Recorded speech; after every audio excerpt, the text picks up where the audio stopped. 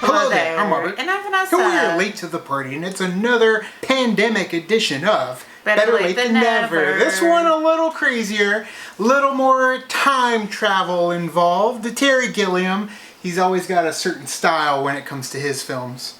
Yeah, and this one is no different. I mean, you've got Brad Pitt, you've got Bruce Willis, you've got a little bit of Christopher Plummer. But yeah, this one was more so the role that was kind of the breakout for Brad Pitt. Yes, he had been in films around that time, but this was the first time he received his Oscar nomination as well as his Golden Globe win. So a little bit of notoriety when it came. Yeah, no, he's nuts in the movie. Yeah. But Bruce Willis is really intense as well, and a lot of the actors in this movie actually took pay cuts so they could work with Terry Gilliam.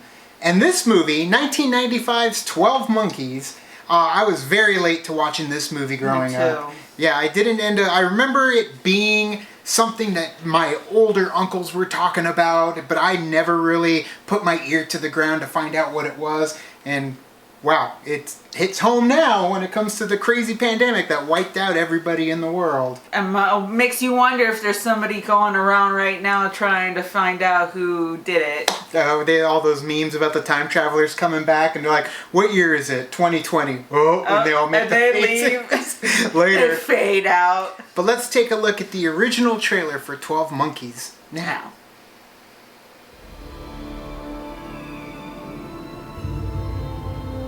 You're a very good observer, Cole.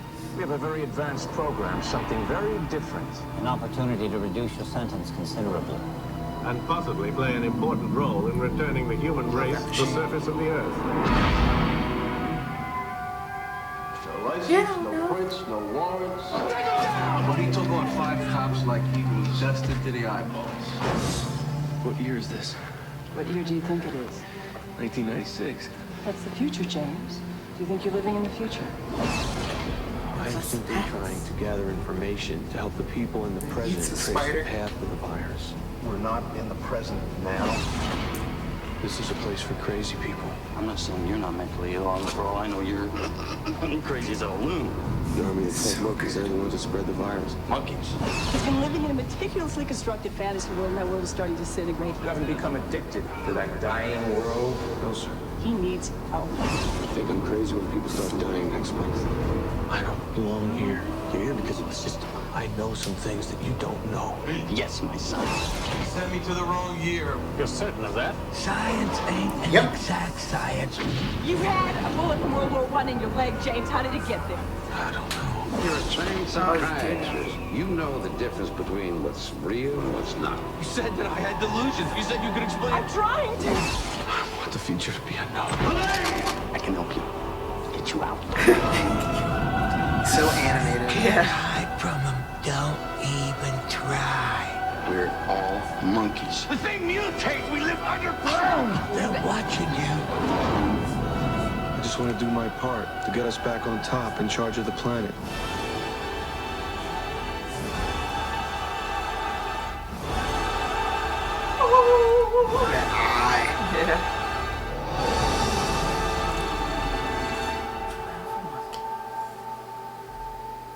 The Army of the 12 Monkeys. And they're not even that bad of guys, actually, when it comes down to it. Yeah. That's the crazy thing about this movie, is you really have no clue what is going on. And even those that are sending James to the past have no clue what is going on in terms of how to stop this virus. Like, it's a last-ditch effort by them to figure out how the hell can we stop this virus by sending someone to the past to just get whatever they can to bring it back to help them try and stop this disease. The past is done. There's no way to correct the past. It's about their future, and that's what you're seeing. Like, it's so crazy that no matter what is happening in this movie, it's all going to end up the exact way that it was at the very beginning of the movie. It's very timey-wimey. Wibbly wobbly timey-wimey for sure. Timey-wimey? Because there's a lot of things that happen in the movie too that you're kind of like, wait. It has to do with a lot of the time travel. Cause and effect. Yeah, cause to effect to what's going on, and you kind of see it, and it's interesting to see the way that Bruce Willis is like the reason why a lot of these things are being affected as well. And the stuff that they get from the past that they have in the future is because of what happened with Bruce Willis going into the past. It's true. So it's like they really did it to themselves, and it's, yeah. I don't know. I feel like it was whether Bruce Willis went back or not, you were always going to end up having it happen, because the person that is behind releasing the CZT virus, which they don't say it in the movie, it's actually on like a little newspaper clipping, but the CZT virus ends up getting released on purpose, whether there or not there was any sort of intervention. So right, but there was no way to. They almost come close to stopping it. Yeah. But would that have fixed everything? Like, I feel like no matter what they would have done, time would have bitch slapped them and said, nope, it's actually happening. It could still be happening, but then at the same time, they could still find a way, to help them in the future. But possible. But that's what's fun about this movie is it's very time travel, timey-wimey, all over the place. And they don't really come up with the science. It reminds me of Inception, where it's like, how do they get into the dreams? Well, they just do. They come up with a little example as to how they do it, but you don't really know the science. They just plug something in and push a button and then they go. Where this one, it's like, oh, they just put him in this little thing and he ends up popping through time, and they use his tooth to kind of trace him through time. And they can't really pinpoint where to put him because they keep sending him to the wrong times. Right. And it's 2035. They never say in the movie where he's actually from, but I guess in the script and the production notes, 2035 was the time in which he came back from to try and get any information that he could, or at least any biological information that he could, to pinpoint and possibly stop the virus in the future. Yeah, and really stop the virus for them, living underground. Or allowing them to survive atop the world instead of living underground. Correct, yeah. Because, the world has gone underneath. They've submerged themselves into, the catacombs underneath what we once considered society, and it's the only way they can survive. The animals are fine, but humans are pretty much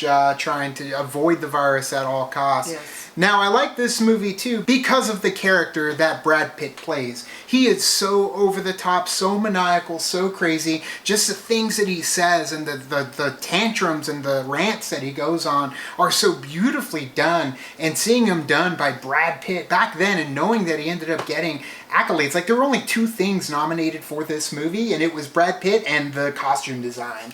Yeah, he was the shining moment from this movie. And it's crazy to see Brad Pitt back then killing it at such a young age to where he is now, still doing a damn good job. Like, those are the real talented actors, and that's why everybody was chomping at the bit to work with Terry Gilliam too, because the way that he builds his movies with these actors, they really go above and beyond. Oh yeah, well. Yeah. I think that Terry Gilliam, he prides himself on the set pieces that he has. Yep. So it was the gritty and the dark, but then you go back to the 90s and it still was gritty and dark. Yeah, the modern timeline, the future timeline, all of it did feel gritty like the 90s. It felt like the 90s. If the 90s were going to make a dystopian future, that's what it would feel like. So that's what I love about 12 Monkeys. It feels very 90s. The way you would watch a 70s movie and you're like, oh, this is totally 70s. Yeah. Like, it feels so 90s. And it's cool that this movie actually has like a lineage to it. 1962, there was a film called Les Jetés, which that movie basically was the inspiration for 12 Monkeys. And I love the tips of the hat to Vertigo as well throughout this movie. They use some scenery and some music from Vertigo. Yeah. As well as Vertigo and Les Jetés have a connection too. So there is a respect paid to what came before it, but in a modern storytelling. Right, and that's all you kind of need too, is that you don't want to go full-fledged and, you can see the subtle hints and be like, oh, that reminds me of this, but it's not this. Right, and that's what's cool about this movie too, is the parallels and the things that occur to James in the past and the future, or the future and the past. Like, there are a lot of, you almost hold the mirror up to things that happen to him in the future as well as the past, when he gets taken and he's in prison or he's in the insane asylum and they're all scrubbing him, and each, like, everything that has happened before will happen again, so say we all. Like, everything is happening to poor James, whether he's in the future or the past. Shit don't change, essentially. Shit don't change. Shit don't change. Shit don't change. No matter where you are in the timeline, it's pretty much going the same way for everybody. Right. And that's the cool thing, the parallels that, you know, they ended up having with this film. And Terry Gilliam ended up getting final cut for this movie too. It was like the first time he ever got final cut, because Universal and him had a huge falling out with Brazil over the cut of the movie. And so with this one, he finally was able to say, this is what I want, this is what I want to see, I'm gonna have the final say as to how this movie is put together. He was not happy with that little kid though. That little kid, the little kid at the end that's just staring off and watching everything go down. If you haven't seen the movie, I don't want to ruin all of it for you, but that little kid, he just said he didn't emote very well with his eyes. He's just kind of sitting there the whole time, and yeah, Terry Gilliam wasn't really happy with that kid. But the casting also was kind of out of his hands. He wanted to end up bringing in Jeff Bridges because he worked on The Fisher King, and of course studio wanted John McClane himself. They wanted a little bit of a well-known name, more so of a well-known name. Which is funny because, you know, back when they were trying to find people for Die Hard, Bruce Willis didn't come in their mind because they wanted someone who was well known, Yeah. and Bruce Willis wasn't well known at that time. So it's just funny how the turntables.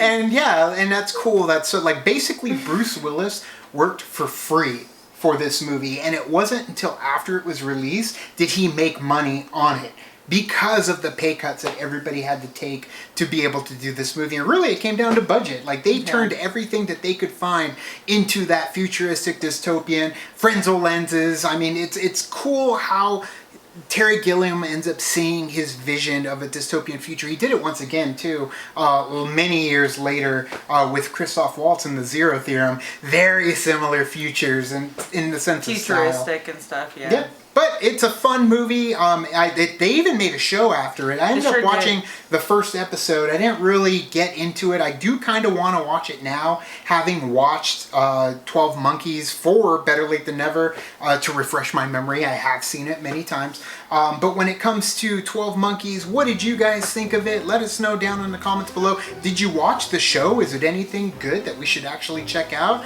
Tell us down there. You can also like and subscribe. And do the thing on our Facebook, Twitter, Tumblr, Instagram, Stardust. All the social networking gin joints, you know where they are. Kick into the party, fuel the party, keep the party going on our Patreon. Keeps the party here. We ain't going nowhere. And thank you guys so much. And as always, now it's time to say goodbye. And this party is over. I wonder what Travis is up to.